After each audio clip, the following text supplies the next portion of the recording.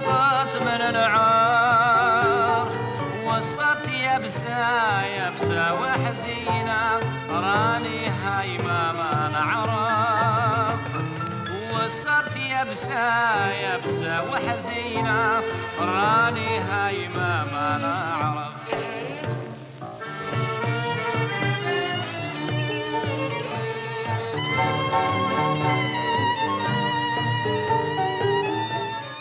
Démon de minuit, bonsoir, heureux de vous retrouver aujourd'hui pour parler de l'image et de la mémoire. L'image avec la photographe Nan Goldin, la mémoire avec la psychanalyste Lydia Flem. Voilà pour la première partie de l'émission, pour Manière de voir. Deuxième partie un peu particulière ce soir, puisque cet après-midi, j'ai eu le plaisir de rencontrer Wong Kar-wai pour son nouveau film 2046, alors 45, 46, 47, non, c'est 2046. Wong Kar-wai, le réalisateur de In the Mood for Love. Il y a bien sûr de la musique dans cette émission, avec Cybèle. Là, nous serons plutôt vers le Brésil, forme de musique bonbon acidulé, et le jazz, bien sûr, avec Paulo Freire. On va commencer avec Manière de voir, et avec vous, Nan Goldin. Merci d'avoir accepté d'être sur ce plateau de télévision, ce qui n'est pas forcément une évidence pour vous, mais ce qui est votre heure, puisque nous sommes tard dans la nuit, et ça, c'est plutôt quelque chose qui a été dans vos habitudes. Avant d'évoquer votre travail, vous êtes photographe, j'aimerais qu'on s'arrête sur deux ou trois choses, peut-être pour s'en nourrir ou pour les évacuer. La première, c'est pour s'en nourrir, parce que vous dites que le rire, c'est mon autre moyen de survie.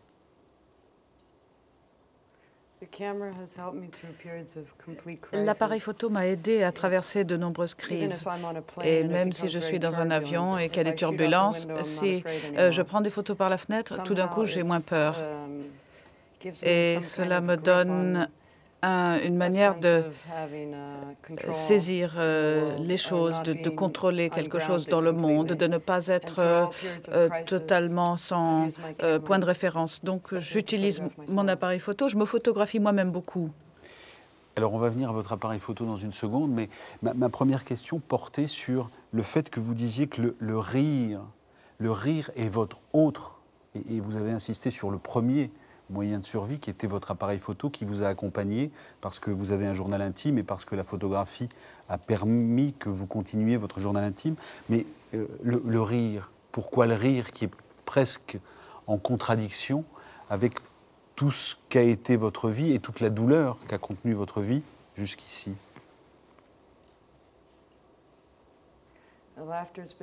Le rire a été la seule raison pour laquelle je suis toujours ici. Mon père est très drôle et ma meilleure amie m'a appris à tout traverser avec de l'humour. Et mon meilleur ami David, et c'est lui qui m'a appris un sens de l'humour gai, et c'est très amusant, particulièrement drôle, et cela m'a fait traverser, ressortir de toutes ces années. Je ne peux pas vous donner une blague pour vous donner un exemple, c'est spontané. Et vous riez? Je ris toujours. Je crois que l'appareil photo n'est pas le moyen de survie numéro un, c'est plutôt le regard, c'est de regarder. L'appareil photo, c'est en deuxième. On regarde, on photographie, on rit. Je voulais mettre de côté deux choses. Dans votre parcours, aujourd'hui, on peut avoir l'impression, je ne suis pas sûr de ce que je suis en train de dire, mais on peut avoir l'impression que vous êtes en réconciliation avec vous-même, notamment avec le dernier travail que vous avez entrepris à la chapelle de la Salpêtrière. C'est presque un passage. Bon. On y revient dans une seconde. Mais je voudrais évacuer deux choses. C'est votre rapport à la mode. C'est vrai que vous avez été sur les plateaux où on faisait des défilés de mode, etc. Donc il y a eu une mode Nan Goldin. Et donc, il y a eu beaucoup d'argent aussi pour Nan Goldin. Et la question que je voulais vous poser, c'est cet aspect de votre vie qui ne me semble pas être essentiel, qui ne me semble pas être fondamental. Vous l'avez vécu et vous l'avez éprouvé comment? When was that? Mais quand cela? I missed it completely. Je l'ai raté alors. Non, il y a eu de l'argent. There was never a moment of fashion. Vous avez été très à la mode. I bought some good clothes now and then. Oui, j'ai eu l'occasion But d'acheter des beaux I was vêtements, never a mais fashion je photographer. n'ai jamais été photographe de mode, par Non, exemple. non, bien sûr que non. Mais sauf que vous avez vous avez regardé la mode et qu'on vous a utilisé dans la mode.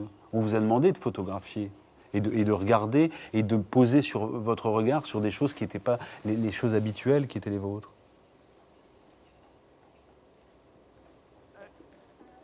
In terms of the Vous voulez real dire, meaning of like Fashion Week in Paris? Pour You're mieux talking about comprendre that le kind of vrai fashion. sens de la semaine de la Okay, mode à Paris, par exemple, ce type de When I mode-là. was 17, 18, I Bon, lived with j'avais drag 17 queens ou in 18 Boston, ans, j'habitais avec and des I wanted drag to put them queens on de the cover of Boston et Vogue. je voulais qu'ils soient In sur la couverture de 1972. Vogue.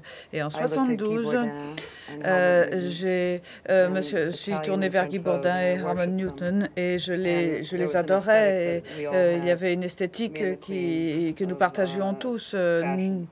But in nous those days, et nobody would look les at reines. pictures of queens. À ce moment-là, les drag queens, maintenant, c'est changé. Il y en a beaucoup dans le monde de la mode. Mais à l'époque, il fallait en passer par là. J'ai essayé de m'intéresser à la mode dans les années 80. Et quand je faisais une mission, en fait, ça se traduisait par 4 pages de noir et blanc plutôt que mes photos qui étaient trop tournées vers les junkies. Et, évidemment, on préférait des gens célèbres, mais dans les 90, le monde de la mode a usurpé mon travail sur la dépendance sexuelle et a cherché à l'imiter, mais personne ne sait bien faire la mode. Ils regardent mon travail et ils me copient, ils font quelque chose qui ressemble à mon travail et le transforment en mode. Mais moi, je ne fais pas de mode. Je ne vois pas à quoi vous faites référence. En fait, j'ai dû ne pas être là. Surtout que vous avez absolument répondu, c'est-à-dire qu'on vous a parasité, on vous a récupéré. Et encore aujourd'hui, quand on voit certaines photos de mode, vous êtes récupéré dans ce que vous avez pu, dans ce qui a pu être, dans ce qui est votre esthétique, par exemple. C'est ce que je voulais signifier. Bill Clinton m'a critiqué pour le chic de l'héroïne, mais il a même dit une fois que je m'appelais Dan Goldin, et c'est passé à la télévision que Dan Goldin était responsable du chic héroïne.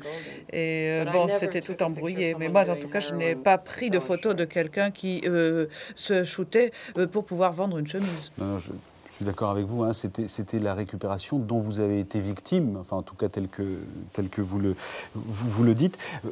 Alors, par ailleurs, vous avez été à la mode, comme on dit en français. Mais pas parce que vous auriez photographié des défilés de mode, mais simplement parce que vous étiez à la mode. Nan Goldin a été, de ce point de vue-là, récupéré. Vous avez gagné un peu d'argent. Je vous ai vu aussi sur les affiches du Francilien, puisque la SNCF a eu recours à votre travail pour une campagne de publicité sur le train.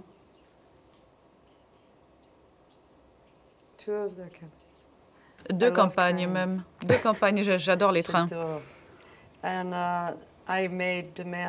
Et j'avais insisté sur certaines choses. Je voulais pouvoir utiliser des jeunes arabes ou noirs. Et si on ne me le permettait pas, je n'aurais pas accepté ça. Et aussi, je voulais pouvoir photographier une femme avec un bébé et une poussette. Un bébé dans les bras et un dans la poussette, parce que je sais que c'est vraiment difficile pour les femmes de se déplacer en train avec des bébés. Et la plupart des gens qui prennent les trains de banlieue sont des banlieusards et sont souvent des beurs ou des gens d'origine maghrébine de deuxième génération. Et cela a posé quelques problèmes. Il y a eu des difficultés avec l'agence transilienne parce qu'on craignait l'aspect politique de mes exigences, mais ça ne m'a pas fait gagner beaucoup d'argent. Peut-être que vous en savez plus que moi. On a l'impression que je suis riche, mais je me demande bien où il est cet argent.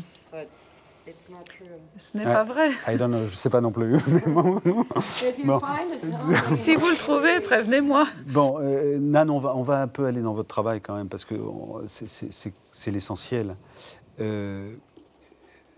Sœurs Sainte et Sibylle, c'est une commande publique du ministère de la Culture.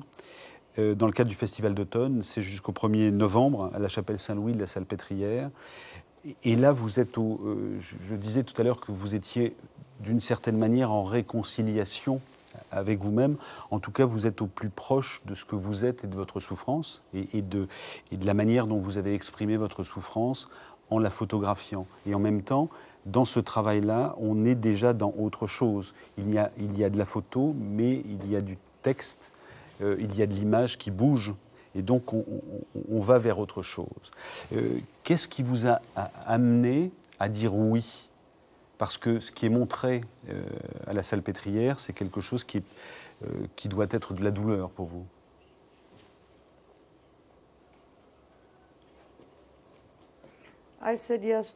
J'ai dit oui il y a quelques années à la Salpêtrière parce que quand je me suis rendue sur ce lieu, j'ai vu un petit dessin que quelqu'un avait fait d'un crâne et personne ne l'avait vu, mais moi j'ai vu la finesse du détail, le crâne et les os croisés, et j'ai senti que ce serait important de travailler dans ce lieu, de travailler sur les maladies mentales, parce que c'était un hôpital psychiatrique, en particulier pour les femmes et pour les prostituées, pour les sans-abri. Et c'est de là que viennent les premières photographies des malades mentaux. Et j'ai trouvé que c'était extraordinaire que je puisse avoir l'accès à ce lieu. Et je m'intéresse aussi au culte des saints. Donc, il y avait l'aspect spirituel, très intéressant pour moi aussi. Et j'ai toujours aimé travailler dans les églises. Et pour moi, il était très important de pouvoir utiliser cet espace lié aussi à la maladie mentale. Nan, il y a le lieu, mais il y a aussi ce que vous dites. Et ce que vous dites, c'est un drame familial. Je voudrais qu'on regarde tel qu'on a pu, nous, le filmer, un moment de cette installation à la Salpêtrière dans le cadre du Festival d'automne. Extrait.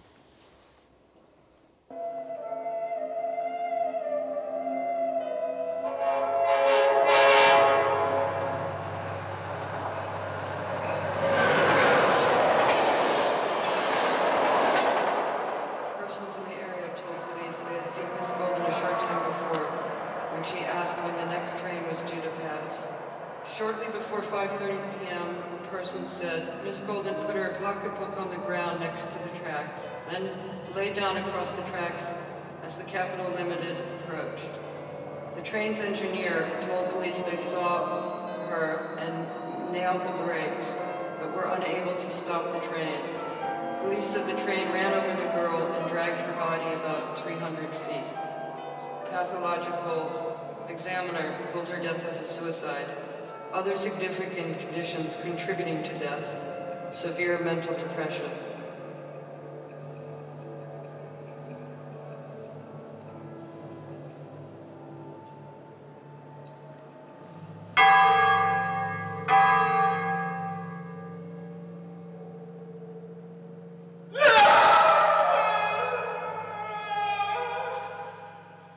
Please tell the children it was an accident.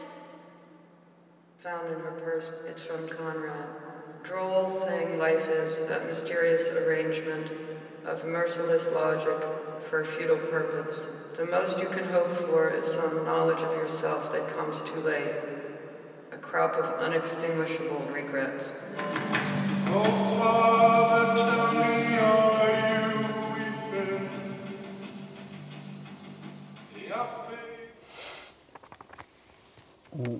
On a entendu et écouté notamment ceci. Des personnes présentes déclarèrent à la police avoir vu Mademoiselle Goldin peu de temps auparavant et qu'elle aurait demandé l'heure de passage du prochain train.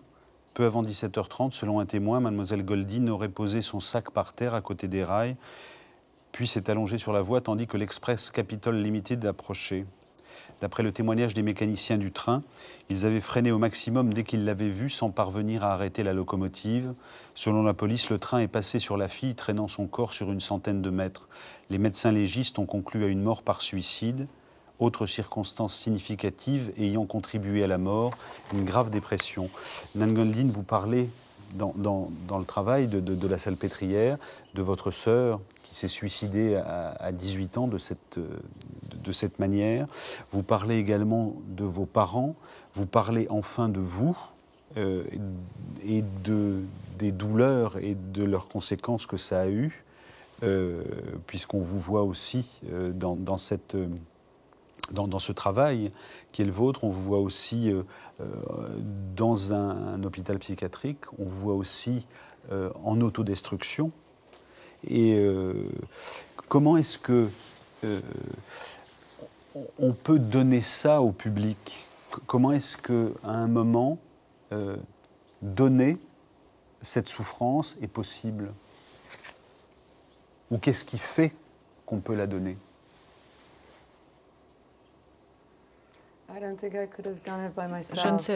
Je n'aurais pas pu le faire seul. Je l'ai fait avec l'aide de personnes, Raymond Cuvray et Erlan Huang, des collaborateurs qui m'ont aidé, et nous avons travaillé 9 mois, d'ailleurs même plusieurs années en arrière, mais 9 mois intensément, et récemment tous les jours de 9h du soir à 5 ou 6h du matin, et c'était la chose la plus difficile que j'ai jamais eu à faire dans ma vie, et c'est encore douloureux pour moi quand je vois des extraits. J'ai travaillé avec et vécu avec cette science toute ma vie, la science que j'avais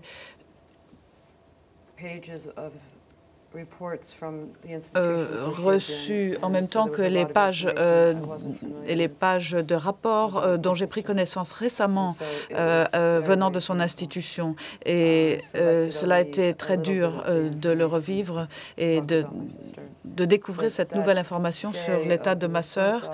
Et le jour de son suicide, c'était le jour définitif de ma vie.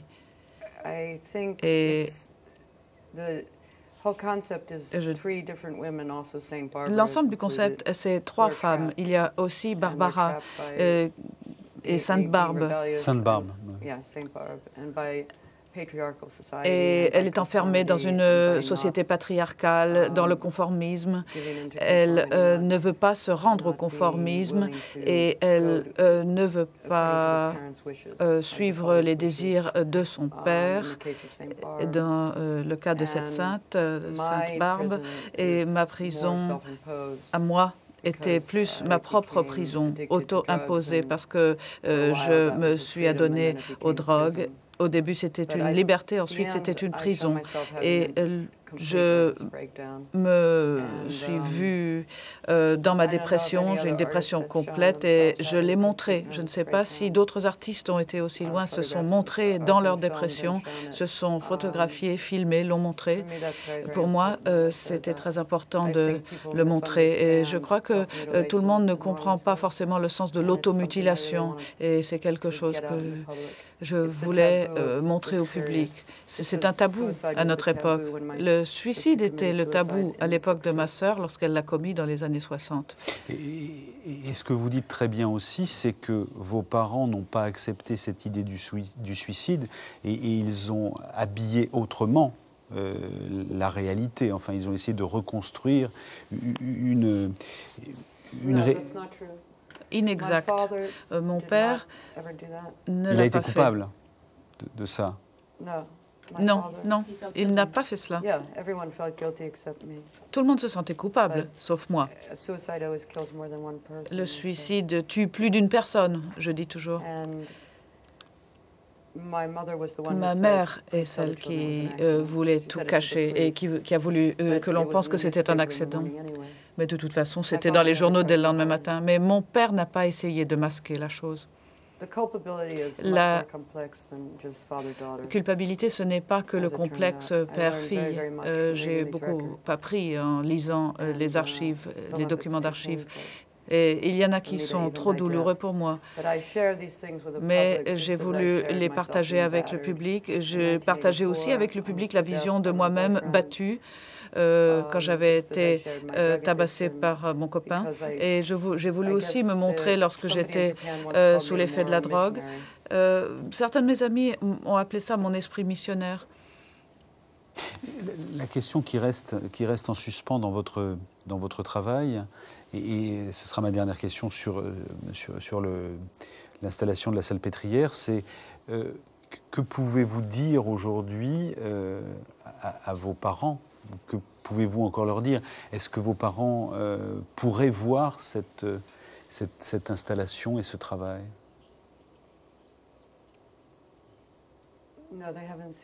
Ils ne l'ont pas vu. Et c'est douloureux encore pour eux. Je ne voudrais pas leur faire davantage de mal. Et je préfère qu'ils ne le voient pas et qu'ils évitent les films qui pourraient être faits sur cette réalisation. Moi, j'avais besoin de cela. Et j'avais besoin de m'inclure dans cette réalisation. Mon hospitalisation témoigne de ce que ma sœur a vécu et cela n'avait pas été enregistré. La vie. Je voudrais qu'on parle du reste de votre travail. Et je voudrais vous montrer un extrait parce que je pense que ça illustre parfaitement ce qui a été un autre moment de votre vie. C'était les années américaines, les années de l'urbanité, comme on pourrait dire. Hein. C'est les boîtes de nuit, c'est la drogue, c'est le sida qui fait des ravages dans votre famille, dans votre tribu, qui n'est pas la famille du sang, mais qui est la famille du respect, de l'amitié et de l'amour. Extrait du film Fiona, Amos Kollek, 1999. Fiona prend un bain.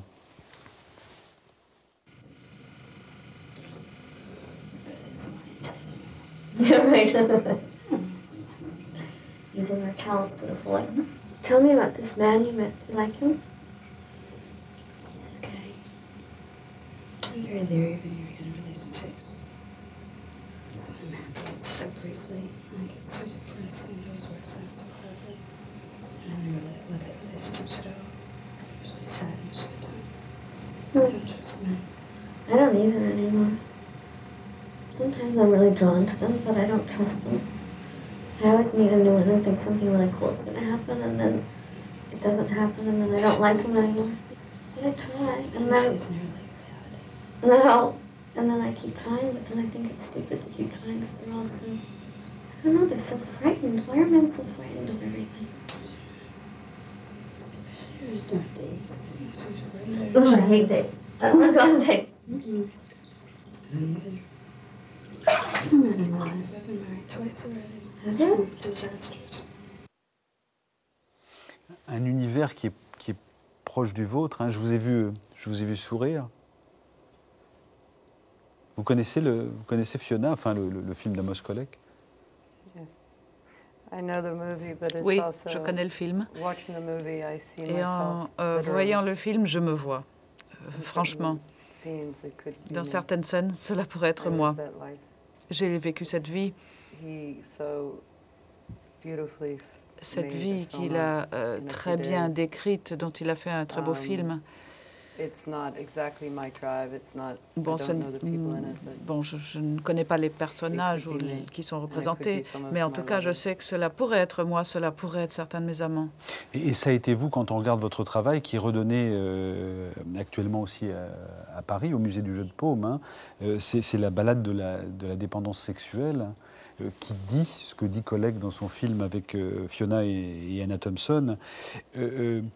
De cette époque aujourd'hui, cette tribu qui est la vôtre, cette tribu que vous avez photographiée au plus respectueux et pas du tout dans un voyeurisme comme on a pu vous le reprocher, comment elle vieillit aujourd'hui, cette tribu ?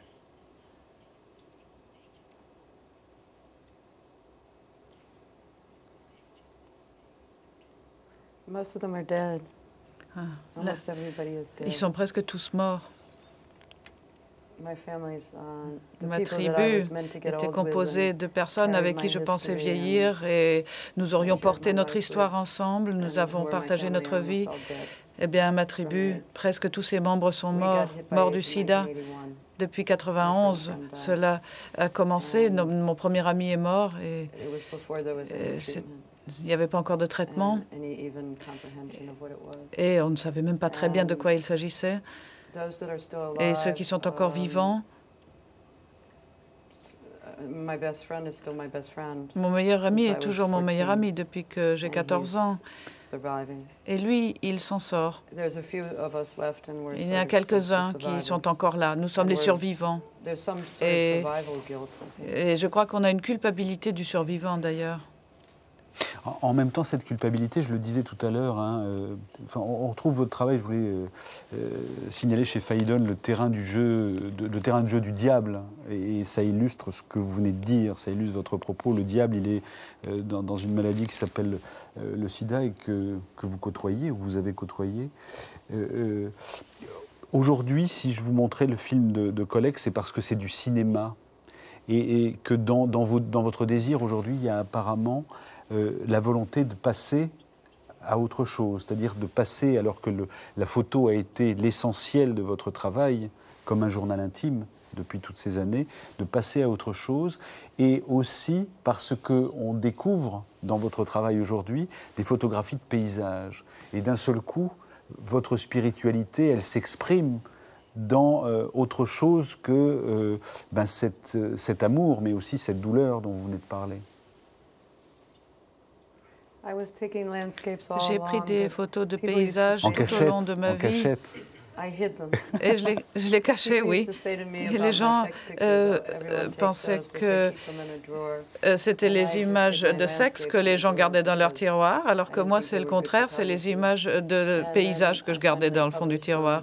Et je I n'ai think pas they're pensé à les about a publier. spiritual Et search, c'est and vrai they're qu'il y a quelque chose very d'une attracted recherche to spaces, spirituelle. Et aussi, empty, je suis huge très empty attirée spaces like par the les desert grands and the espaces sea. vides comme le They're désert about ou la something mer. much larger Il than y a quelque myself, chose de and tellement plus grand que they're moi-même. about, loss, Et I think. cela dit And they're aussi I don't think la they're perte. actually metaphorical, they're more Elles ne about sont pas exactement métaphoriques, my elles desire to concernent understand mon désir de comprendre, notion of la notion de and vide infinity, I et la guess, notion but mostly d'infini.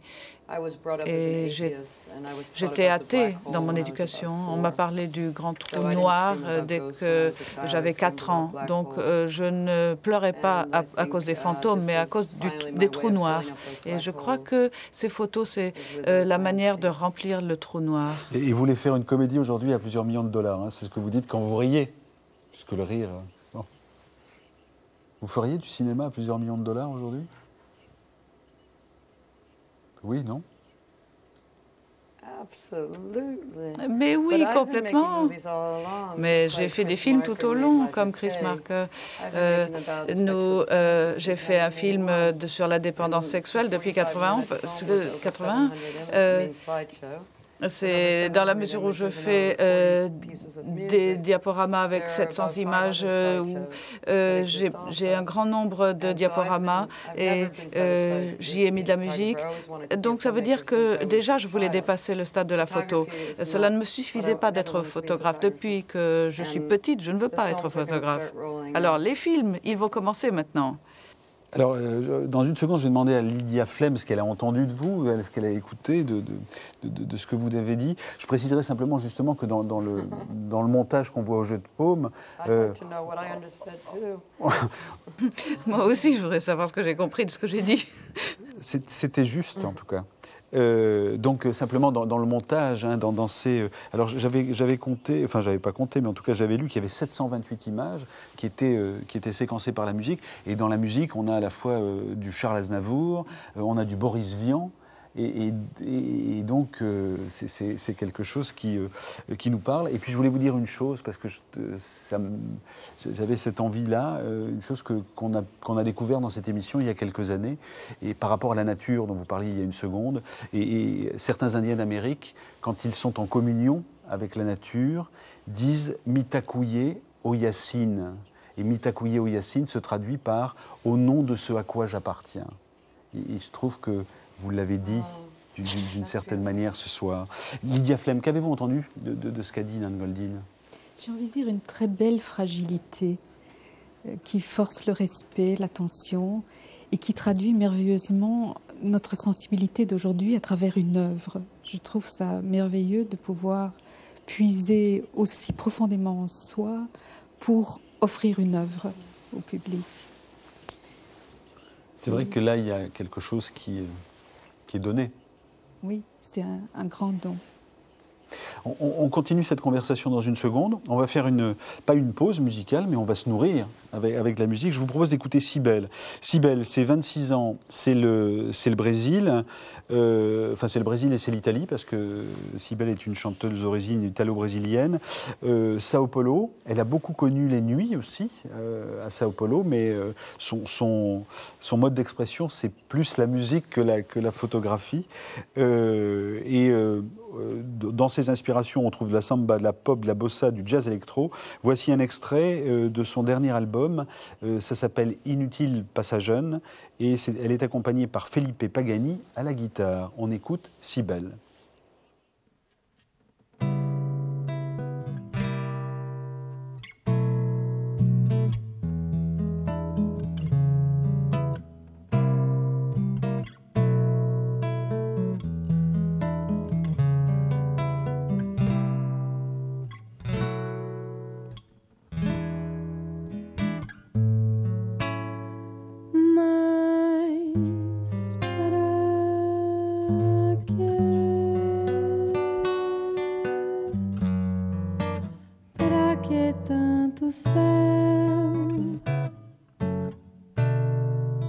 Para que tanto mar?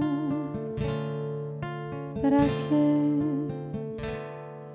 De que serve essa onda que quebra e o vento da tarde?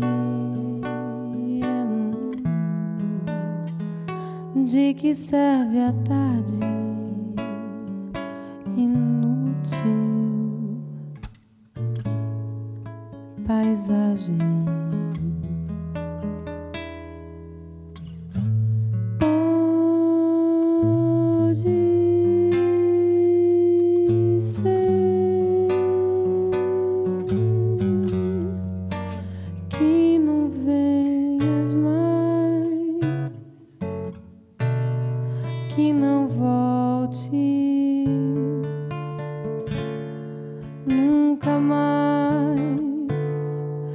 Que servem as flores que nascem pelo caminho. Se o meu caminho sozinha é nada.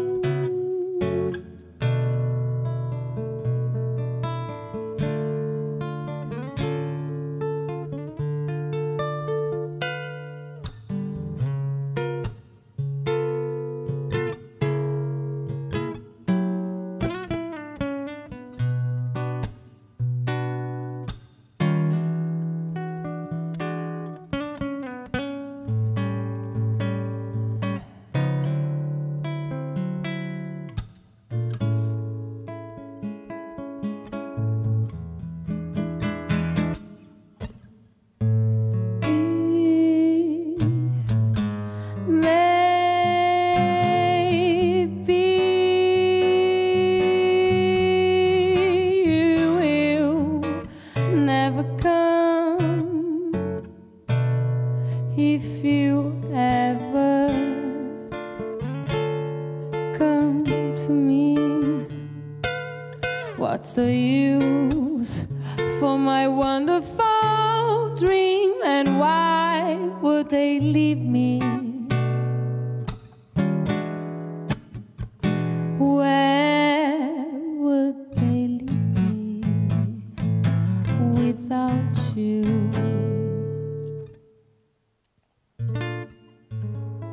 to nowhere.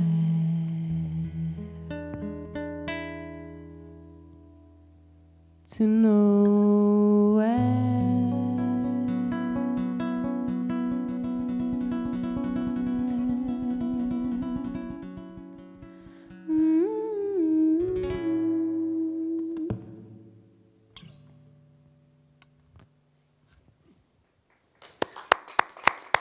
Voilà, l'album de Cybèle qu'elle dédie à Souba, qui est en fait Souba et le producteur qui lui a permis finalement d'être publié, de connaître un succès. Et ce producteur est mort et cet album lui est dédié.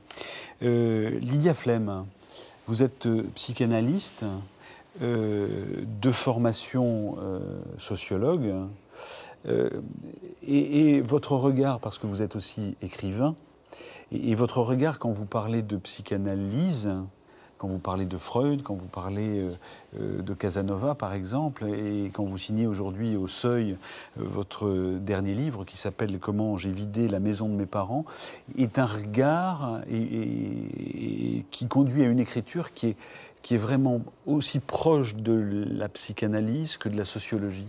Ce qui est très intéressant parce que ça fait une écriture un peu différente des textes habituels des psychanalystes. Est-ce que vous êtes consciente de ça ?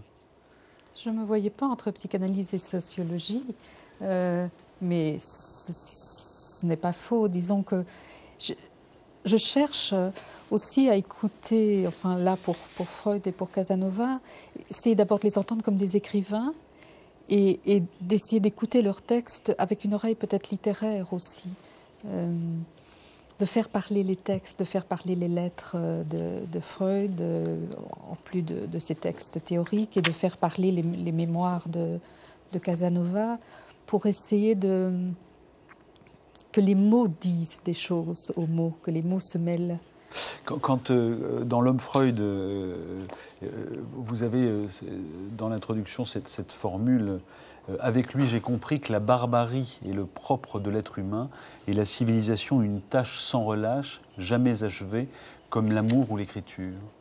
C'est un respect au maître, c'est l'allégeance. C'est un respect au maître, mais c'est aussi l'idée, peut-être que si on veut comprendre le monde dans lequel on est, finalement, c'est plus clair de penser que l'être humain n'est pas bon et que la démocratie... Plus facile, oui. Oui, c'est plus facile de décoder l'actualité terrifiante de tous les jours en se disant c'est le contraire qui est difficile, c'est de lutter contre la barbarie qui est difficile, c'est de gagner un peu plus de droits pour les êtres humains, un peu plus simplement de vie sur la planète. Et que de toujours penser que l'homme est bon et d'être catastrophé de ce qui arrive, je trouve que c'est une vision finalement naïve et fausse. Et Freud est, oui, un maître d'une sorte de bon pessimisme.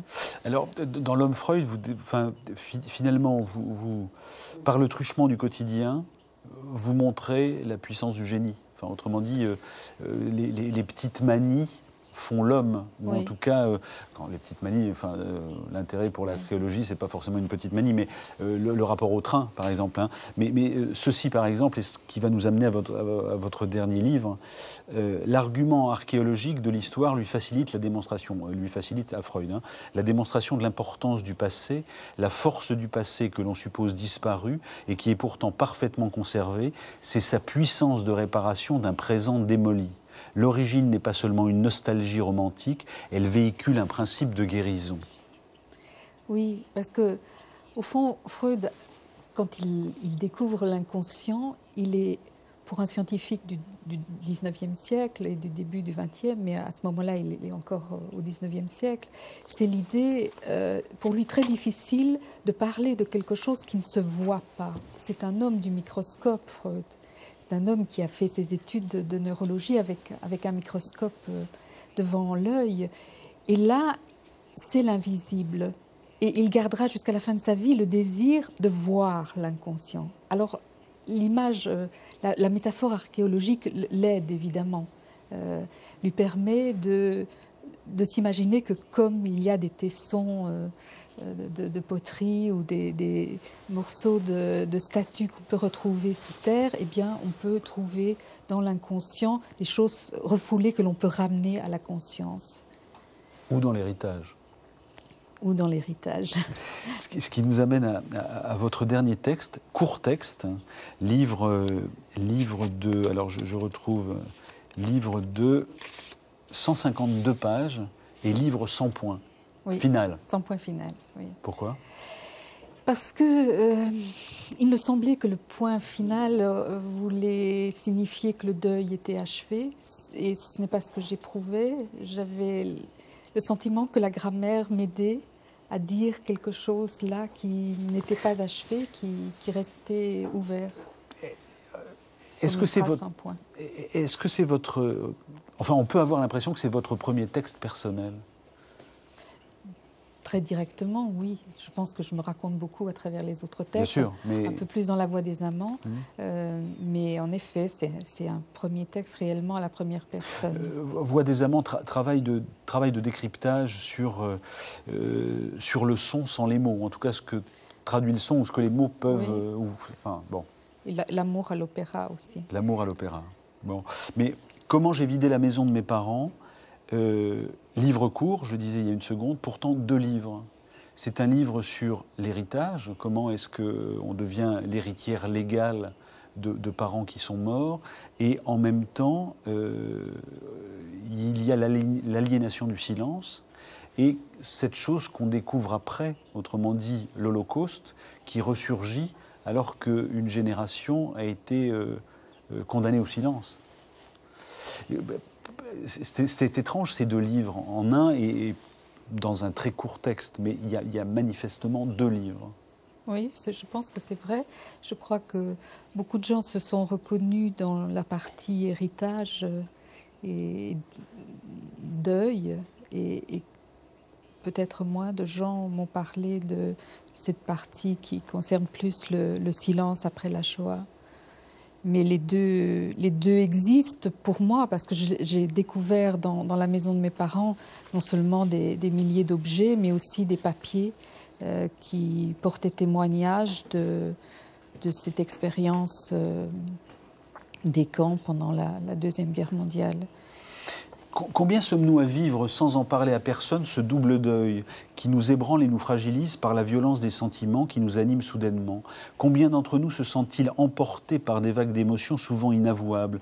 Comment oser raconter à quiconque ce désordre des sentiments, ce méli-mélo de rage, d'oppression, de peine infinie, d'irréalité, de révolte, de remords et d'étrange liberté qui nous envahit quand nos parents meurent et quand nous héritons de tout ce qu'ils ont accumulé pendant leur vie? Oui, le plus étrange, c'était l'impression d'une liberté nouvelle et presque d'une libération. C'est quelque chose qu'on s'avoue difficilement, parce qu'au moment de la perte de ses parents, on pense qu'on n'est que dans l'affliction. Et on est dans l'affliction. Et le deuil, la tristesse, le désespoir même. Et en même temps, conjointement, il y a la mort et la vie. Et on aime bien avoir des sentiments tranchés. C'est plus douloureux de vivre simultanément des sentiments qui ne vont pas bien ensemble. Parce qu'on n'a pas été préparé? Je pense qu'on n'a pas été préparé. Je crois qu'on n'a aucune idée de ce qui va nous arriver ce jour-là. Et puis que l'éducation, la société aime bien découper les émotions, les sentiments en des unités claires. Parce que vous dites que finalement, quand on hérite de ses parents, et quand on hérite légalement de ses parents, on se retrouve face à une montagne qu'il est quasiment impossible d'escalader, parce que quelque part, d'abord, c'est difficile, parce que gravir cette montagne, c'est difficile, mais aussi, parfois, c'est du viol, c'est-à-dire qu'on entre dans l'intimité qu'on avait apportée, mais dans laquelle on ne pénétrait pas forcément. Bien sûr. Et puis, ce sont nos parents qui nous ont appris dans notre enfance à respecter les tiroirs, les sacs, les poches. Et puis voilà qu'on est en train de violer chez eux ces parts d'intimité. Et donc c'est très contradictoire.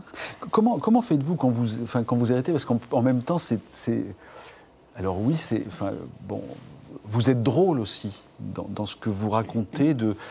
Je vide le verbe à son importance. Je vide la maison de mes parents et je ne sais pas quoi faire de ce dont j'hérite. Et donc j'en mets dans mon garage, etc., etc. Hein, j'en mets partout. Et puis en même temps, vous décidez qu'il faut donner à un moment. Et il faut donner justement, hein, avec l'histoire qu'a chaque objet. Mais on vous imagine comme ça écartelé entre j'ai envie de tout foutre à la poubelle, hein, pour parler un peu trivialement et un peu immédiatement comme ça, mais j'ai envie de tout foutre à la poubelle ou j'ai envie de tout garder. Et l'entre-deux, le milieu n'est pas évident. Non, et puis c'était la découverte que pour chacun de ces milliers d'objets, il fallait à chaque fois prendre une décision. J'ai le sentiment que je n'ai jamais pris autant de décisions en si peu de temps. Parce que pour chaque objet, il y avait 4 directions. Garder, donner, vendre ou jeter.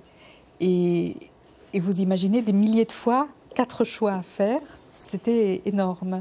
Par exemple, il me fallait donc impérativement trouver l'amateur de mes moutons à 5 pattes, un collectionneur de boîtes d'allumettes émerveillé par des exemplaires datant des années 50, un amoureux de vieux appareils photographiques, un chineur de compas, encrier, porte-plume et matériel de bureau d'avant l'ère informatique, ou au contraire quelqu'un qui recherchait les premiers modèles d'ordinateurs, un bricoleur fanat des fers à souder, pieds de biche, écrous, clous, burins, pinces diverses, cisailles et leviers en tout genre, une couturière patentée qui voudrait toujours avoir sous la main 15 nuances de fil bleu ou beige, des épingles en pagaille, des aiguilles pour toutes les étoffes, du coton au cuir en passant par la toile de bateau, des ciseaux professionnels, des patrons et coupes de tissus multicolores, des chutes d'étoffes ou de doublures qui peuvent toujours servir. Ils ont tout gardé, vos parents. Ils ont tout gardé. Ils ont vraiment tout gardé. Je pense, je m'imagine qu'ils ont tout gardé parce qu'ils n'avaient rien au sortir de la guerre, qu'ils avaient tout perdu. Et que ça, je sais pas, c'était comme une deuxième peau peut-être de tout garder. Et donc face à cette avalanche, vous pouvez bien imaginer que je me suis posé beaucoup de questions. Et j'allais dire, vous me tendez la perche, mais ils ont tout gardé, y compris le silence. Oui, aujourd'hui je comprends. Adolescente, je comprenais mal leur silence, je leur en voulais.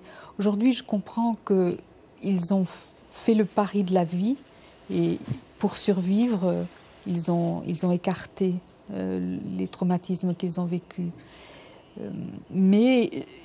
Et sans doute, ils n'ont pas mesuré le poids que ça pouvait représenter pour la génération suivante. Alors, je voudrais qu'on regarde l'extrait d'un film qui s'appelle My Architect, qui est un film de Nathaniel Kahn, qui est sur les écrans à partir d'aujourd'hui. Louis Kahn est l'une des grandes figures de l'architecture du XXe siècle. Il est mort il y a 30 ans, et le dernier de ses fils part à la recherche de ce père qu'il a très très peu connu et qui est mort subitement à la gare de Pennsylvania Station, c'est à New York. Et la question que je vous poserai après l'extrait de ce film, c'est est-ce qu'on reconstruit ses parents quand ils ont gardé le silence ou quand ils ont été dans la distance avec vous? Est-ce qu'on les imagine autrement? On regarde un extrait de ce film qui s'appelle My Architect. He didn't look peaceful. No. You remember that he didn't look peaceful. What was the? I mean, He just didn't. scared? What did he die of? Heart attack. He did? Mm-hmm.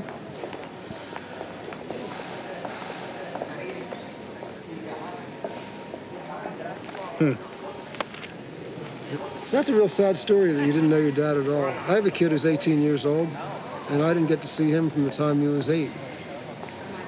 So it's kind of a different story, isn't it? Or is that the same story? It's a different story because, well, if I had died, I guess it would have been the same story, huh? Why hadn't you seen him for 10 years? Yeah, there's a custody case.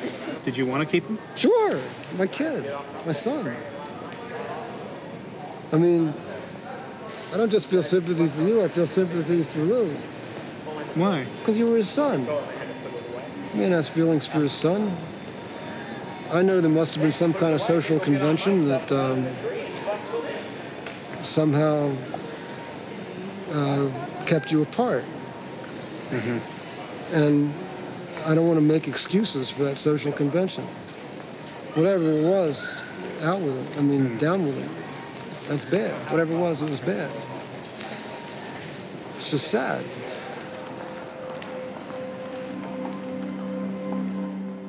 Alors, film qui parle de la recherche du père en la circonstance, mais plus globalement des parents et de ces parents qu'on n'a pas forcément imaginé comme ça. Et en plus, le hasard d'un film documentaire fait qu'on tombe sur quelqu'un qui a connu les circonstances de la mort du père et quelqu'un qui a lui-même des ennuis avec ses enfants, enfin une distance avec son fils. Et donc vous, dans cet amoncellement dont vous héritez, vous découvrez aussi la réalité de l'Holocauste et la réalité d'un silence qui vous a été opposé par vos parents. Et vous dites, à ce passé inexprimable, à cette succession de traumatismes qu'ils vécurent avant ma naissance, que pouvais-je opposer sinon la recherche obstinée, tâtonnante de mots perdus? Pour devenir leur libre héritière, il me fallait rompre l'absolu d'un silence dont j'étais depuis toujours l'otage. Écrire devenait une tâche urgente. À travers la concoction de la langue, l'indicible de leur passé ne m'empêcherait plus de vivre ma vie, séparée de la leur. Je ne serai plus l'enclos passif de leur détresse et de leur mutisme, mais l'héritière active de ma filiation. Ce que tu as hérité de tes pères, acquiers-le pour le posséder. Et là, on est dans l'autre livre et dans la nécessité de l'absence du point final. Oui, c'est-à-dire que il y avait une force quasi fusionnelle qui nous unissait, mes parents et moi. Comme je n'ai ni frère ni sœur, j'étais seule avec eux et l'histoire avec un grand H. Et ma première phrase en analyse a été il y a papa, maman, la bonne et moi, mais il y a aussi Staline, Hitler et l'histoire. Et je pense qu'ils se taisaient, mais le corps parle. Il n'y a pas que les mots qui peuvent nous émettre des messages. Il y a aussi leur corps me racontait sans arrêt qu'ils avaient été meurtris. Et notamment, ma mère faisait des cauchemars presque toutes les nuits et souvent je l'entendais. Donc, elle disait que c'était rien. Mais moi, je savais bien que ça devait être quelque chose, parce qu'un enfant, surtout quand il est très jeune, il est comme une éponge, il vit dans la proximité de ses parents et il sent des choses qu'ils ne disent pas. Et donc, oui, à travers le deuil de mes parents, je crois que je retrouve une forme de distance et donc de liberté. Mais en même temps, je leur dois peut-être, et même sûrement, d'avoir voulu trouver des mots là où il en manquait pour eux. Est-ce que vous diriez que c'est une chance de savoir écrire? Ah oui, je crois que c'est une chance de savoir écrire ou de savoir photographier ou de peindre oui, de pouvoir s'exprimer, c'est une chance. Ce livre s'est imposé à moi comme une évidence, assailli par des émotions diffuses, ambiguës, violentes, souvent incompatibles entre elles. Les mots jaillissaient d'eux-mêmes. Écrire captait le flot bouillonnant des affects. L'écriture naissait du deuil et lui offrait un refuge, un lieu où se mettre à l'abri avant d'affronter de nouvelles vagues malaisées à contenir. Vous avez de la chance de savoir écrire.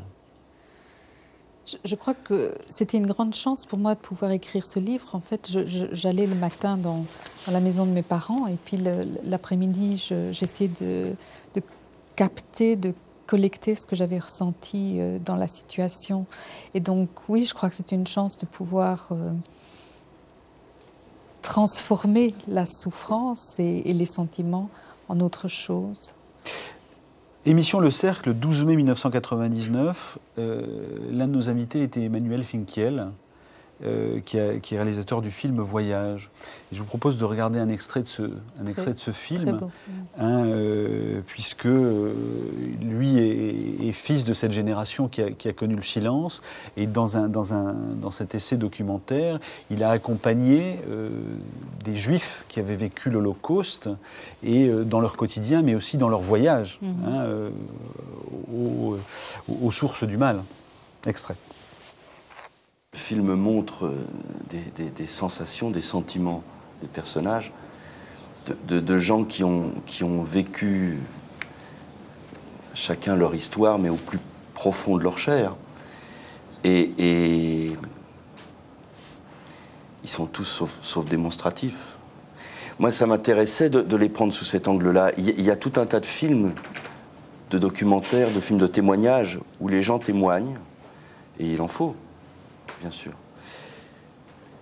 Et souvent, il m'est arrivé de penser, en voyant ces films sur les témoignages, que parfois l'existence, enfin l'incarnation de la personne qui témoignait s'effaçait derrière l'énormité, l'importance historique, et ça devenait un peu des... Oui, on avait du mal à les imaginer proches de nous, de ce fait-là. Commentaire, Lydia Flem, sur cette distance qui existe entre ceux qui ont vécu et ceux qui n'ont pas vécu et qui plus est, qui n'ont pas entendu ce qui a été vécu. J'ai beaucoup aimé le film Voyage de Manuel Finkel et aussi Casting. Et il touche là un problème très important, c'est de savoir qui peut mieux parler de ce qui s'est passé, le témoin ou l'artiste. Et au fond, il nous offre, lui, un film, c'est-à-dire une fiction. Il transforme, il métamorphose des témoignages en fiction. Et ça a beaucoup, beaucoup de force. Et je crois que nous avons besoin de cela. Votre fiction, elle est là. Comment j'ai vidé la maison de mes parents. J'ai une toute dernière question à vous poser. Vous êtes psychanalyste, vous écrivez de manière très exigeante et vous avez un vrai succès public, puisque vos livres se vendent à des dizaines de milliers d'exemplaires, ce qui est très bien dans l'édition française actuelle. C'est plutôt... enthousiasmant, ou en tout cas c'est plutôt optimiste finalement que... alors même on peut imaginer que Casanova soit quelqu'un qui fasse encore fantasmer, mais Freud, c'est aussi très très bien vendu, l'homme Freud par exemple. Donc là on a quelque chose qui est un écho à l'exigence qu'on peut supposer du grand public, non ? Oui, je pense que c'est comme votre émission, il faut faire confiance au public. Non, mais je crois que c'est vrai, je crois qu'il faut faire confiance au public. Le public est plus malin que ce qu'on pense sur certaines chaînes. On l'espère. Nan Goldin, qu'avez-vous entendu de ce qu'a dit Lydia Flem ?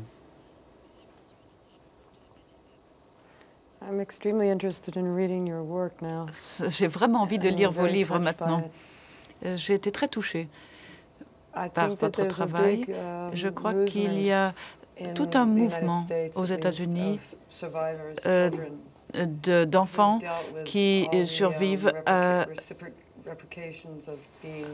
des circonstances où ils revivent en deuxième génération le drame de leurs parents. Je ne sais pas si cela existe en Europe, ces surviveurs. Pas tant que cela, mais c'est un grand mouvement chez nous. Et qu'est-ce qu'ils ont en commun, ces enfants survivants? Beaucoup de choses. C'est difficile de répondre en 2 minutes. Une attention... Oui, c'est vraiment difficile de répondre. Une difficulté peut-être de vivre leur vie en leur nom propre. Le sentiment d'être capté par la génération précédente, de ne pas trouver de mots personnels pour vivre sa vie sans le poids du passé.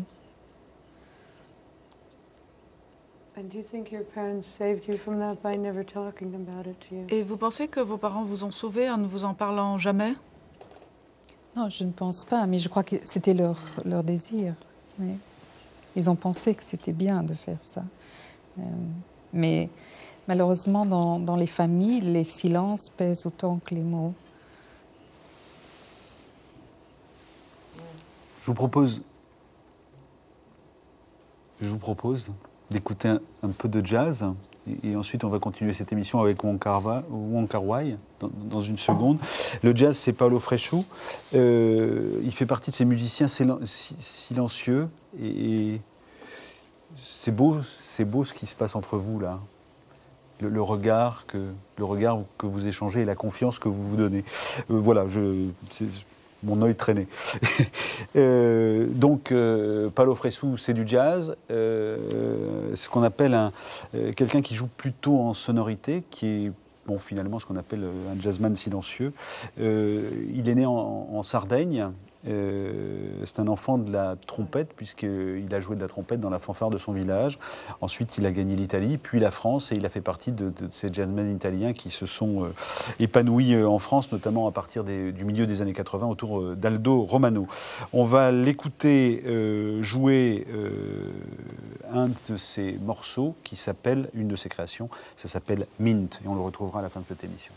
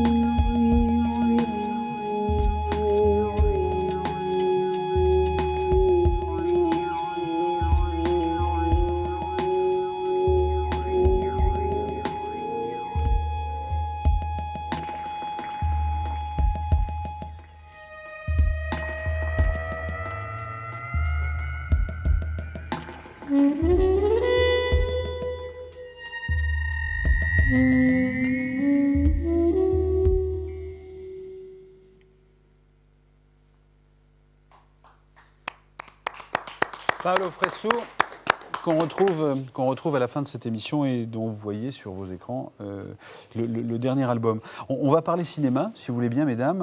Alors, un peu avec des règles classiques de l'émission qui consistent à réunir tout le monde sur le même plateau à la même heure, différentes aujourd'hui, puisque dans l'après-midi, j'ai reçu Wong Kar-wai, qui est à Paris, pour la sortie la semaine prochaine de son film 2046. Et on a exploré un tout petit peu son cinéma. En tout cas, je lui ai posé quelques questions sur son cinéma. Avec une première question, In the Mood for Love, c'est le grand film qu'il a fait connaître en tout cas. Aujourd'hui, 2046, les deux films ont été travaillés en même temps. En tout cas, 2046 a commencé un tout petit peu avant la sortie de In the Mood for Love. Et j'ai donc posé une première question à Wong Kar-wai sur le thème 2046 pourrait être la suite de In the Mood for Love. Or, quand on regarde, on se dit que ce n'est pas la suite, mais que c'est le film d'après. Réponse de Wong Kar-wai.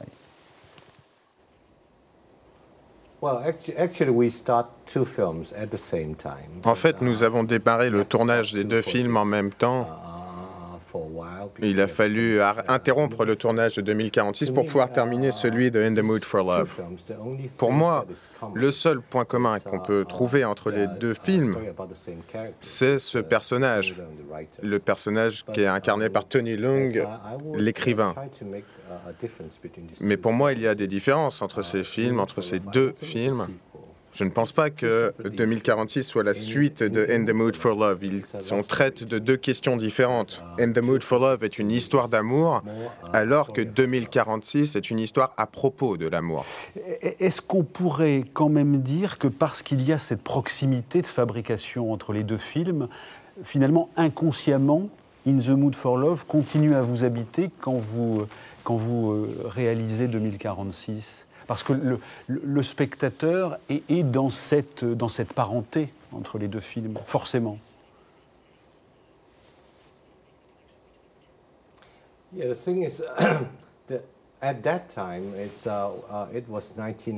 En fait, on remonte à la fin des années 90, quand on a commencé les deux projets en même temps à Bangkok. Mais les deux histoires sont totalement différentes. C'est un petit peu comme si on tombait amoureux de deux femmes en même temps. Donc bien sûr, il y a une espèce de connexion.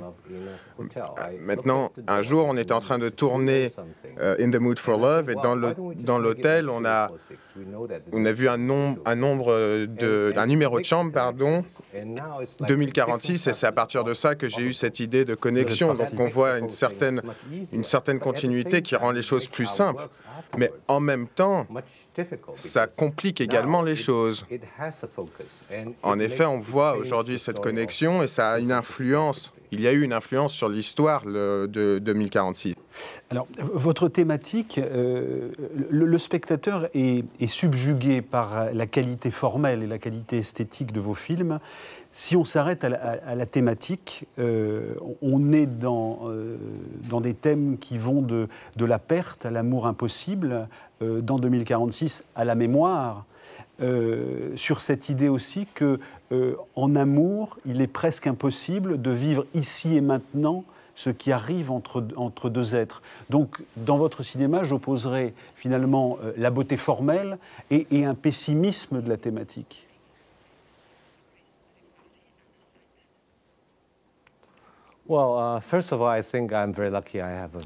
Tout d'abord, j'ai la chance d'avoir une formidable équipe qui m'accompagne. Christopher Doyle, entre autres, et également William Chang. Nous travaillons maintenant depuis 15 ans ensemble. Nous formons presque une famille. Mais je ne pense pas que le film est si pessimiste. Pour moi, il y a des hauts et des bas dans toutes les histoires d'amour qui peuvent exister. Alors pour moi, en fait, il y a une approche pratique et surtout le fait qu'à la fin, dans mes films, il y a tout le temps une ouverture, une possibilité. Alors évidemment, ces possibilités ne se réalisent pas complètement, mais il y a cette tendance, cette possibilité qui existe. Est-ce que ça veut dire qu'avec la possibilité technologique aujourd'hui du DVD, vous allez nous faire un film à 4 fins dans les bonus? Non, je ne crois pas. Mais pour moi, 2046 reprend des personnages des films précédents. Par exemple, ceux qui sont incarnés par Carina Lowe. Ce personnage, on le retrouvait dans un film d'il y a 10 ans.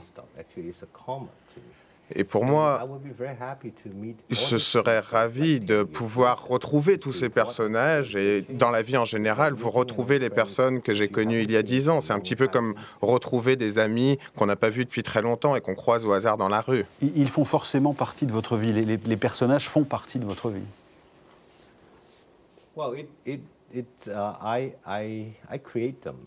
Oui, bon, je les crée, ces personnages, mais ensuite ils prennent leur propre envol.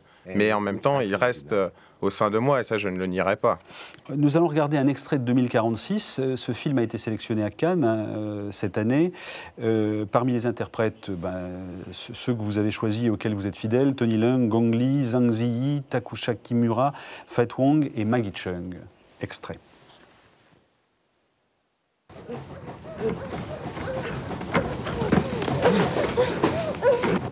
冇幾耐，終於有人搬咗入去2046。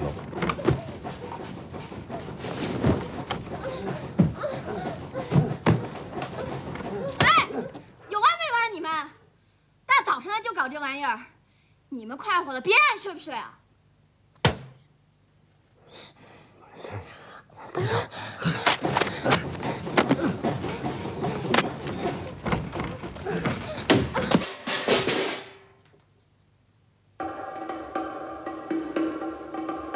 Si Bonet, yo te quiero, yo me muero por tu amor. Si Bonet, en tu boca la miel puso su dulzor. Ven aquí.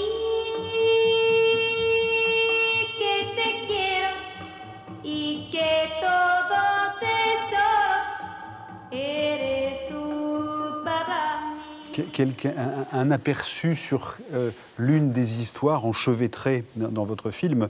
L'écrivain joué par Tony Leung qui observe sa voisine. Il se trouve que l'hôtel dans lequel ils habitent est un hôtel et en même temps presque une maison de passe, en tout cas un bordel. Je voulais vous poser une question sur la sexualité. Et je voulais savoir quelle place elle occupe. Quelle place? Alors, je voulais vous poser une question sur la sexualité.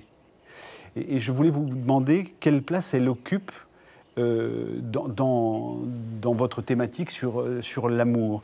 In the Mood for Love, c'est le flirt le plus désespérant de l'histoire du cinéma. Et il n'y a pas de scène de sexe. Ici, dans 2046, il y a des scènes de sexe.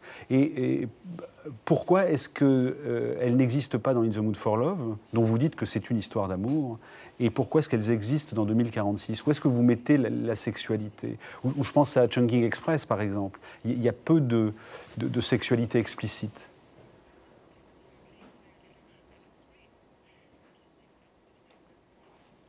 En fait, au début de cet entretien, je vous parlais du fait que In the Mood for Love est une histoire d'amour. Alors bien sûr, il n'y a pas de relation physique. En tout cas, il y a des relations physiques, mais que l'on ne voit pas. C'est au spectateur d'y s'imaginer ces contacts. Et à la fin, on se rend compte que ces deux personnages s'aiment. En 2046, nous disons qu'il s'agit d'une histoire à propos de l'amour. La relation entre Tony Leung et les autres femmes est une sorte de relation avec un miroir. Avec Zhang Ziyi, par exemple, il essaye de prouver qu'il est capable d'aimer. Il essaye de prouver qu'il est capable de dépasser des limites grâce aux relations physiques. Et donc il y a ce contact avec cette femme, ils font l'amour, mais à la fin, il se rend compte que ce n'est pas elle dont il a besoin. Alors en fait, pour moi, une scène d'amour avec physique, c'est comme un geste, c'est comme un baiser, c'est comme manger ensemble, c'est plus... Et finalement, l'amour, on le voit plus, par exemple, dans la manière de danser ensemble. Il s'agit juste là d'un processus avec un but. On se remet dans une ambiance, vous parlez de films d'amour où la sexualité n'est que suggérée, et on a bien entendu que de votre point de vue, dans In the Mood for Love, il y avait la potentialité d'une sexualité existante mais non montrée. On retrouve l'un des films annonces de ce film qui a fait exploser votre réputation ici en Europe, c'était en 2000, avec Tony Leung et Maggie Cheung. Regardez. 你想講咩啊？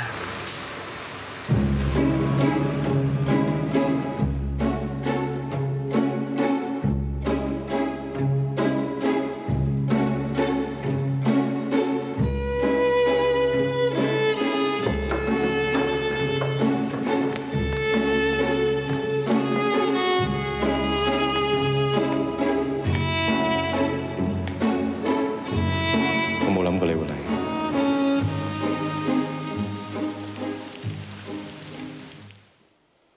je vous vois sourire, c'est de la nostalgie ou c'est du bon souvenir?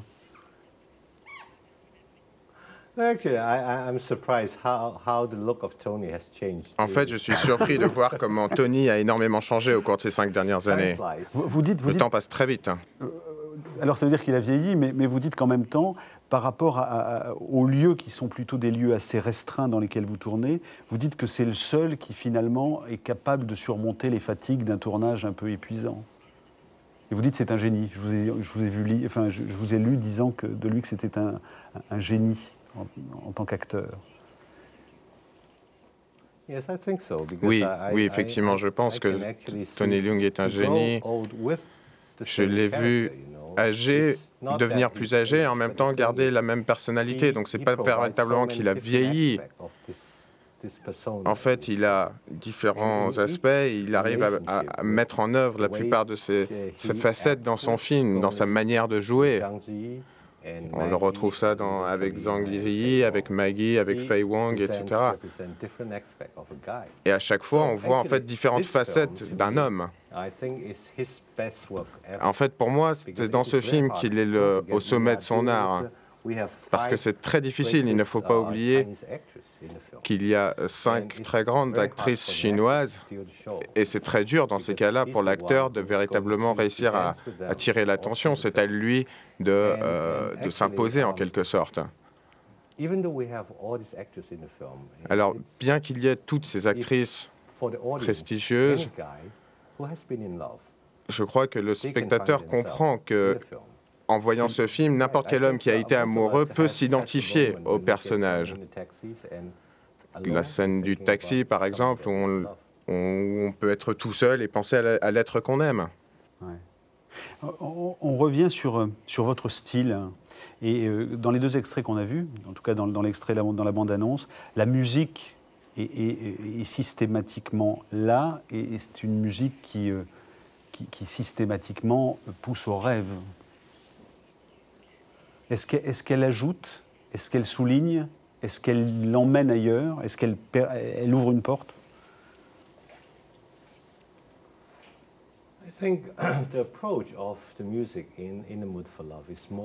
Dans In the Mood for Love, la musique, c'est un petit peu comme un programme radio. Et c'est pour cela que nous avons, c'est pour cela que nous avons voulu faire ce film dans les années 60, pour recréer cette ambiance. Il faut savoir que Hong Kong est une ville qui a évolué très rapidement. Et c'est un petit peu comme si le personnage était en train de manger sa propre histoire, si je puis me permettre. Et c'est pour ça qu'on a voulu reconstituer cette époque avec les costumes, avec les programmes radio de l'époque. Et c'est pour ça que la musique ressemble en fait à ce qu'on entendait en tant qu'enfant. En ce qui concerne 2046, l'approche qu'on a vis-à-vis de la musique est plus ambitieuse. En fait, on a repris de la musique d'époque. On a par exemple, on s'est par exemple servi de la musique pour soutenir le personnage de Zhang Ziyi, puis on a également créé des œuvres, des compositions pour le film. Il faut savoir qu'on a également repris des musiques de films que j'apprécie, de films de réalisateurs que j'apprécie. Il y a des références, par exemple, au film Woman Next Door. Et j'ai voulu reprendre de la musique pour l'inclure dans 2046. Donc vous voyez qu'il y a une espèce de mélange relativement ambitieux qui dépasse le simple cadre des programmes radio. Dans ce qui constitue votre style, j'ai parlé tout à l'heure de la beauté plastique, de la beauté formelle, enfin de cette maîtrise absolue des cadres, des couleurs et de l'image. On vient de parler de la musique. Il y a aussi, dans presque tous vos films, cet effet d'enchevêtrement, cet effet de symétrie des parcours, où on peut avoir deux personnages qui, en fait, ne constituent que les deux faces d'un même personnage. Et au total, finalement, vous avez dénaturé tous les critères classiques du cinéma de Hong Kong.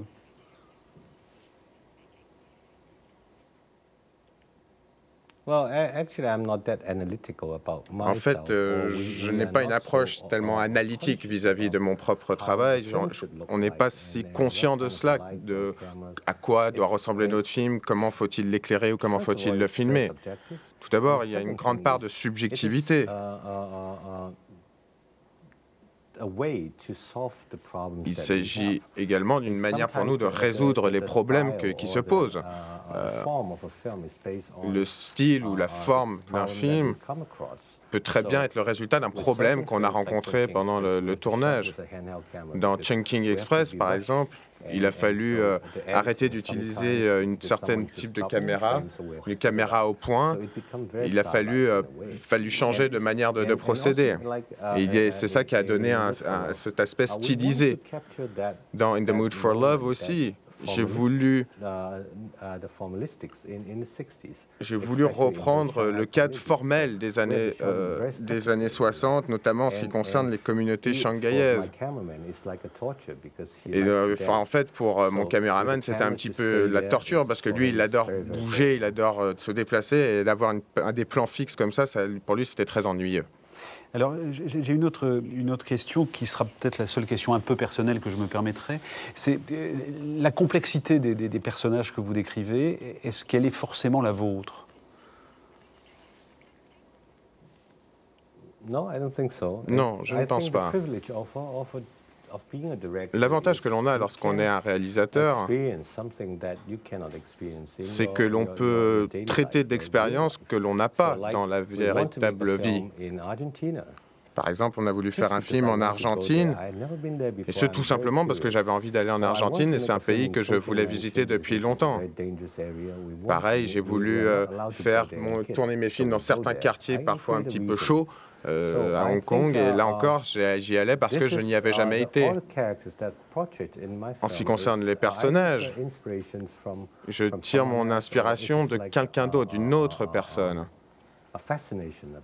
Il s'agit plus d'un phénomène de fascination vis-à-vis des possibilités de certains personnages. En même temps, on notera que Happy Together, donc c'est le film auquel vous faisiez allusion, que vous avez tourné en Argentine, qui date de 96-97. C'est un film qui parle d'homosexualité, et ce qui n'était pas forcément bien vu à Hong Kong. J'ai deux dernières questions qui ne vous concernent pas. La première, elle concerne Hong Sang-soo, chez CTV, distribué par TF1 Vidéo, les 3 premiers films du réalisateur coréen. Alors j'ai cité Le jour où le cochon est tombé dans le puits, Le pouvoir de la province de Kangwoo, La Vierge mise à nu par ses prétendants. Et Hong Sang-soo réalisera ensuite Turning Gate et La femme et l'avenir de l'homme, film pour lequel on le recevait à Cannes cette année. Une question sur le cinéma asiatique. On a l'impression que c'est le cinéma le plus novateur aujourd'hui. C'est celui qui remue le cinéma européen, et c'est celui auquel s'intéressent les réalisateurs européens et les critiques européens, et qu'ils valorisent d'une certaine manière, peut-être à tort ou peut-être trop. Est-ce que vous pensez que ce cinéma a cet effet dopant sur le cinéma européen? Est-ce que vous le sentez quand vous regardez le travail de vos confrères quand vous venez chez nous? Je crois qu'il y a des cycles, en fait. Nous avons tous été influencés par le cinéma européen, la nouvelle vague française ou les films italiens des années 60 ou 70. Et je crois qu'aujourd'hui, lorsqu'on voit le cinéma asiatique, il y a une certaine fraîcheur. Au cours des 20 dernières années, il y a eu des changements très profonds dans les sociétés asiatiques. Par exemple, vous parliez du cinéma coréen qui a, je trouve, progressé de manière très surprenante. C'est impressionnant. Et en fait, au cours des 10 dernières années, la Corée du Sud a énormément évolué, notamment en termes de censure. Il y a énormément de sujets qui étaient tabous auparavant, dont on peut parler aujourd'hui.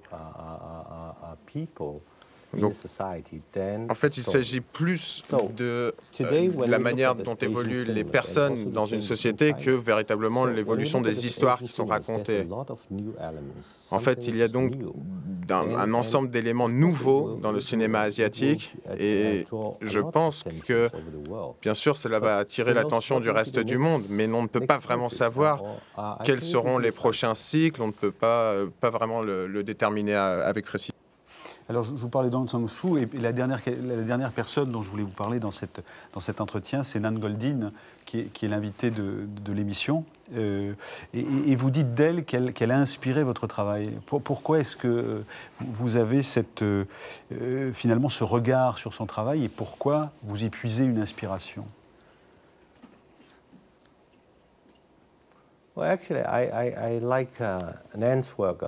J'apprécie énormément le travail de Nan Goldin. Pour moi, il s'agit d'une des photographes les plus originales d'aujourd'hui, actuellement. Son travail porte énormément sur les personnes qu'elle a dans son entourage, ses amis, sa famille, les personnes donc qu'elle connaît. Et je vois là une proximité avec ma situation, puisque je travaille avec mon équipe qui constitue comme une famille pour moi. Et nos travaux respectifs portent sur les relations humaines. Et d'ailleurs, lorsque j'étais sur le tournage de Happy Together en Argentine, l'ouverture du film se passe dans une chambre d'hôtel. Et en fait, dans cette chambre d'hôtel, tout l'arrangement, tout le décor de la chambre d'hôtel était basé sur le travail photographique de Nan Goldin. Et d'ailleurs, je lui ai dit, et je l'invite je l'ai invité à voir ce film, je lui ai dit que j'étais inspiré directement d'elle pour ce décor. Alors, si vous le voulez bien, on enregistre cette émission dans l'après-midi. On va la retrouver tout de suite. Merci. Nan Goldin, c'est bien cet hommage d'un cinéaste essentiel, hein, comme dirait la critique. Oui, il m'en avait parlé. Happy Together s'inspire d'une certaine manière de mon travail et il m'a donné un magnifique livre qu'il avait fait pendant qu'il faisait son film. Il constitue toujours ses créations en même temps qu'il tourne ses films et cela concerne les mêmes sujets, c'est-à-dire le désir de toucher et la difficulté qu'il y a à toucher un autre être humain. Cela concerne aussi les frontières, comment casser la frontière qui est la chair de l'autre personne. Et c'est un des meilleur film qui ait jamais été fait sur l'homosexualité. Je ne l'ai rencontré qu'une fois et nous n'avons pas eu suffisamment le temps de parler. S'il n'est pas homosexuel, il comprend par contre très très bien la question, beaucoup plus que la plupart des gays. C'est incroyable. Une question par rapport à l'univers qui est le sien et qui est très différent du vôtre. Vous avez vu un film comme In the Mood for Love? Je ne suis plus très sûre. De l'avoir vu? Enfin, en tout cas, son univers est... Non, pas si sûr que les univers soient différents. Moi, j'ai trouvé mon univers au Japon. Il y a des tribus partout dans le monde, les mêmes tribus qui viennent de la même planète. Mais en tout cas, sa façon de parler de l'amour est plus douce peut-être que la violence avec laquelle vous l'exprimez vous parfois. Peut-être. Maybe. Mais vous avez vu les parties sexes de mon livre, Le terrain de jeu du diable? Justement. En fait, elles sont très douces, ces parties-là. Et ce qu'il y a de plus fort quand on est artiste, c'est quand un autre artiste aime votre travail. Et pour moi, d'avoir les compliments d'un grand cinéaste, c'est très fort pour moi. C'est une des raisons pour lesquelles je travaille. Alors, merci beaucoup. It's a gift. C'est un cadeau. On va se quitter parce qu'on arrive à la fin de cette émission avec l'actualité cinématographique. Je voulais vous signaler la sortie de Morasec de Damien Odoul. C'est son premier long métrage. Morasec, c'est en 1992. C'est le nom d'un village fictif, un village hors du temps où n'habitent que des fêlés. En tout cas, c'est la manière qu'a l'un de ses habitants de décrire ce village. C'est à la fois loufoque, hyper réaliste. Cette improbable chronique villageoise a été en partie réalisée avec des comédiens non professionnels et il y a une vraie parenté avec Tati. Grand cinéaste, Damien Odoul, on l'a déjà reçu, on en a déjà largement parlé. Voici un extrait de Morasec. Presque, c'est Mariage au village.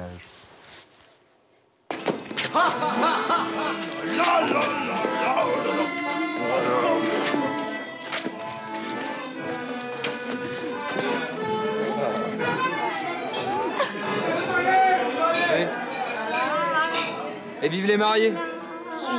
La douce, je t'aime, la douce, je t'aime.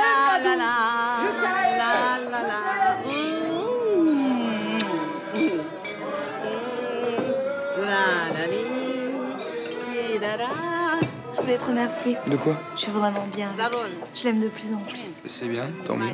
Si tu savais comme il est tout. Il a de la tendresse comme jamais j'en ai vu chez un homme. Il comprend tout à l'avance. C'est l'homme le plus délicat que je connaisse. J'aurais envie de vivre dans ses bras. Et en plus, maintenant, c'est mon homme. Je peux danser? Quelqu'un de marié? La sœur pas de trompe, pas la petite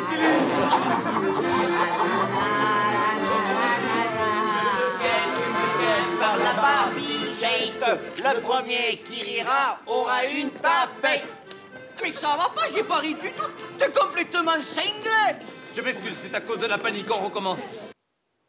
Voilà, donc film qu'on vous recommande, Morasec, Damien Odoul, qu'on vous demande de suivre. Altra également de Benoît Delépine et Gustave Kervern. Alors là, c'est un road movie un peu particulier puisque sur la route, il y a 2 fauteuils roulants et ce sont deux gars qui décident d'aller, c'est en Finlande, réclamer des dommages et intérêts à la société qui a fabriqué les fauteuils roulants dans lesquels ils se trouvent parce que justement, il y a un engin qui les a rendus invalides. C'est de l'humour noir et c'est finalement un formidable pied de nez à la pensée unique. Extrait. Ah. Il est où, Pichon? Là.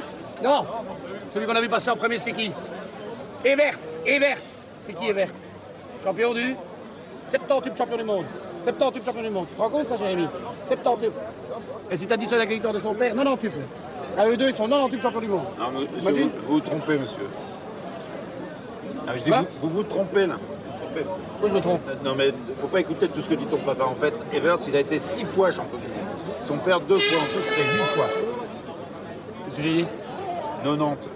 90 fois champion du monde. Excusez-moi, monsieur, mais il y a une histoire du motocross.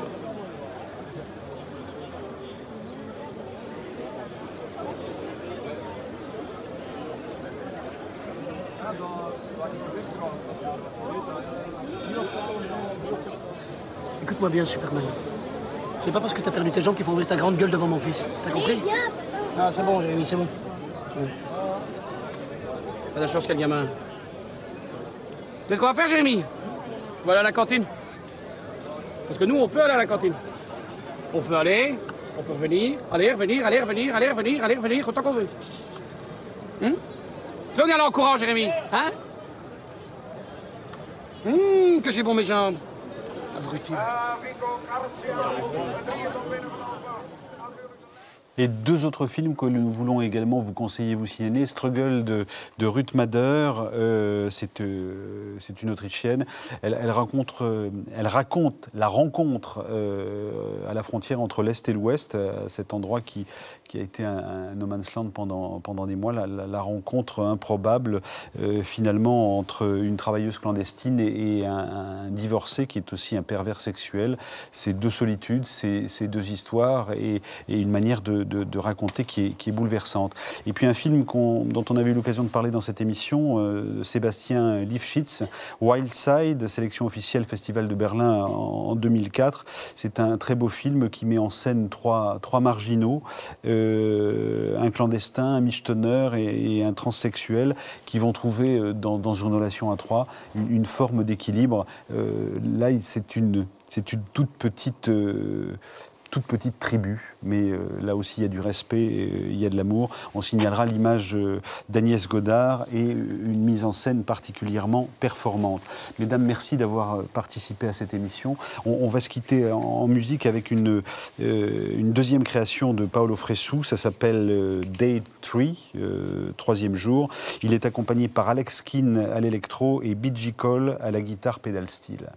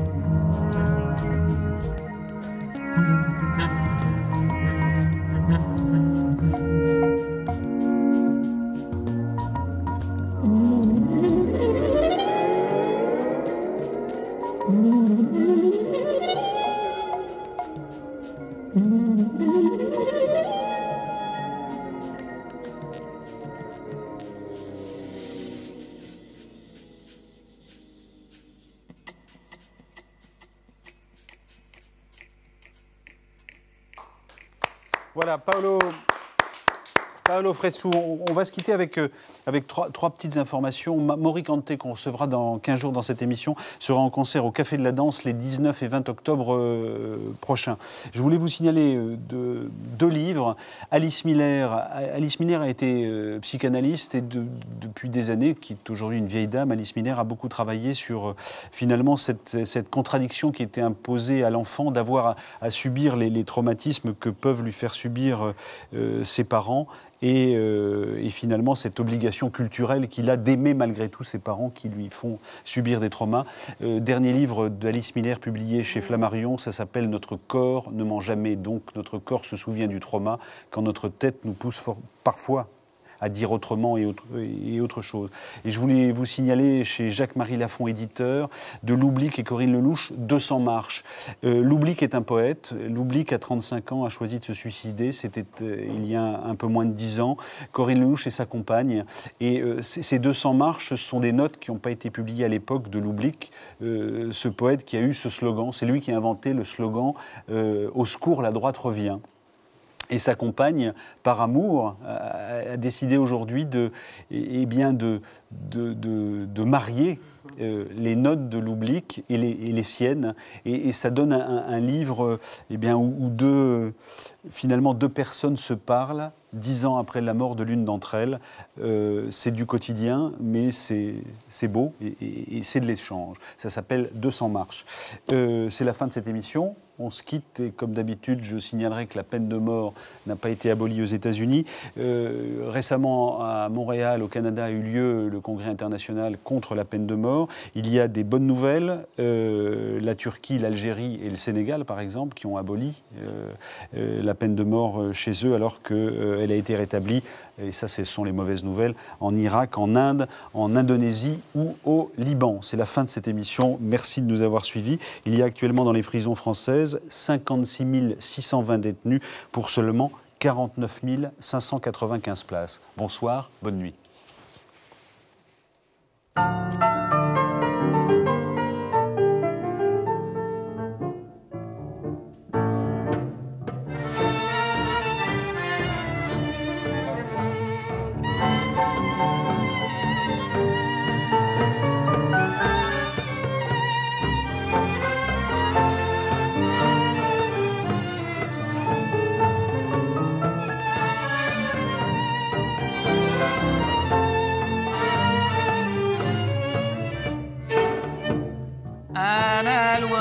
المسكينة اللي سقطت من العار وصرت يابسة وحزينة راني هايمة ما نعرف وصرت يابسة وحزينة راني هايمة ما نعرف